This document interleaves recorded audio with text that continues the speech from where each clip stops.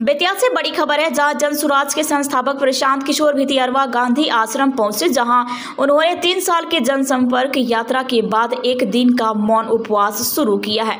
पीके ने इस राजनीतिक कार्यक्रम नहीं बल्कि आत्म मंथन और आत्मिक प्रायश्चित का कदम बताया है। गुरुवार की सुबह प्रशांत किशोर भितियारवा गांधी आश्रम पहुंचे और महात्मा गांधी की प्रतिमा पर माला अर्पण कर श्रद्धांजलि दी। इसके बाद वे अपनी टीम के प्रमुख सदस्यों के साथ मौन उपवास पर बैठ गए। पीके का कहना है कि 3 वर्षों की यात्रा के बावजूद जनता तक संदेश पूरी तरह ना पहुंच पाने के कारण उन्होंने आत्म मंथन का यह मार्ग चुना है। आश्रम परिसर में सैकड़ों कार्यकर्ता और समर्थक मौजूद रहे। वो नतीजे दिए हैं, उसके लिए सबसे पहले तो हम उनका इस बात का धन्यवाद करते हैं कि वो बड़ी संख्या में आए और उन्होंने इस लोकतंत्र के महापर्व में हिस्सा लिया। दूसरी बात ये कि जिन जिन लोगों ने किसी किसी शर्त पर या किसी बहकावे में आकर ये नतीजा दिलाने में मदद की है और वोटिंग का पैटर्न इस तरह से दिया है, उन सब में उन्हें फिर से धोखा ना दिया जाए, हम इस बात के लिए सजग रहेंगे। जन सुराज पार्टी अभी से उस विपक्ष की भूमिका अदा करने के लिए तैयार है जिससे लोकतंत्र की रक्षा की जा सके, लोगों के हितों की रक्षा की जा सके और लोगों की भलाई को हम सर्वोपरि माने। लोगों से भी ये उम्मीद करते हैं कि वो सजगता से अपने अधिकारों की रक्षा करेंगे और जो जो वादे उनसे नहीं किए गए हैं, जो जो वादे उनसे किए गए हैं, उन वादों के नहीं पूरा होने पर वो सही निर्णय ले सकें, सही विचार कर सकें, यही हमारी जनता से उम्मीद है। ये बात सच है कि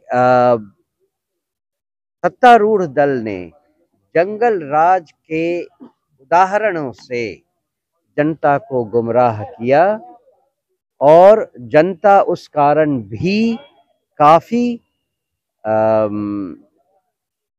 डिस्ट्रैक्टेड हो गई। उन्होंने अपना मत बिना सोचे समझे दे दिया। लेकिन हम जन सुराज के लोग इस बात के लिए जनता को दोषी नहीं देना चाहते। हम उन लोगों को इसके लिए जिम्मेदार मानते हैं जिन्होंने जानबूझकर जनता का ध्यान भटकाया, उनको गलत वादे किए और अनैतिक तरीके से लालच दिए। जो कुछ भी हुआ इस चुनाव में वो सब आप लोगों ने देखा है। आज देश की सारी मीडिया, सारे प्रबुद्ध लोग ये सवाल कर रहे हैं कि क्या चुनाव आयोग ने पारदर्शी ढंग से इस चुनाव का संचालन किया है, क्योंकि आचार संहिता के नियमावली में ये लिखा है कि अगर कोई स्कीम, कोई योजना चल रही हो जिससे लोगों को डायरेक्ट बेनिफिट हो रहा हो, तो उस योजना को आचार संहिता के लागू होने के बाद चुनाव होने तक रोका जाना चाहिए। यही कानून बाकी राज्यों में लागू करवाया गया। चुनाव आयोग ने राजस्थान में इसको लागू करवाया, महाराष्ट्र में इसको लागू करवाया, हरियाणा में इसको लागू करवाया, तो फिर बिहार में इसे लागू क्यों नहीं करवाया? ऐसा क्या था कि बिहार में आकर चुनाव आयोग अपने कोड ऑफ कंडक्ट के नियमावली को ताक पर रखकर सरकार को वोटिंग के एक दिन पहले तक लोगों के अकाउंट में 10-10 हजार रुपए ट्रांसफर करने की इजाजत दे दी? इस बात का जवाब निर्वाचन आयोग को देना चाहिए और उन्हें देना होगा।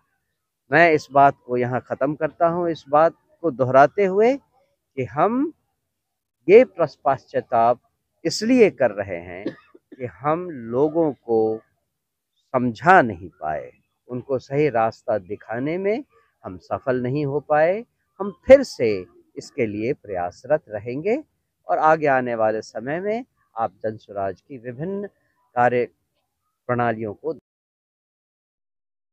शुरू करें। प्रशांत जी और जनसुराज के कुछ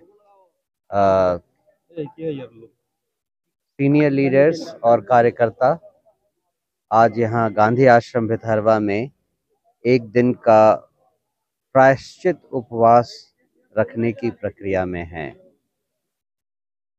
ये प्रायश्चित इस बात का है कि 3 साल पहले जिस सफ़र पर हम निकले थे, बिहार के लोगों में एक चेतना जगाने के लिए जो प्रयास किया गया था, उनको ये बताने के लिए कि बिहार में गरीबी, भुखमरी, पलायन, बेरोज़गारी और अशिक्षा का जो आलम फैला हुआ है, उसका कारण क्या है। इन सब को लोगों को समझाने का जो संघर्ष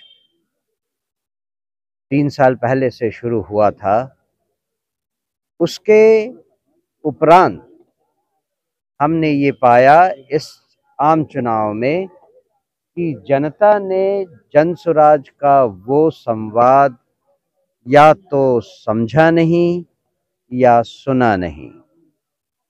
जो वर्डिक्ट, जो नतीजा आया है, जो समझ जनता ने दिखाई है, उससे यही पता चलता है कि जनसुराज अपने उस अभियान में असफल रही है। हम इस बात में सफल नहीं हो पाए कि लोगों को बिहार की सही हालत, इस हालत से निकलने का सही रास्ता और सही तरीका बता सकें। तो ये प्रायश्चित इस बात का है कि हम एक बार फिर से उसी प्रयास को शुरू करेंगे जिससे कि लोगों को सही सही स्थिति बताया जा सके और उसके उपरांत उनको एक बार ये मौका फिर मिले कि बिहार के भविष्य को बदलने का एक तरीका निकले, जिसमें जनसुराज के द्वारा बताई गई बातों का और उसके द्वारा दिखाए गए रास्तों का अमल किया जा सके।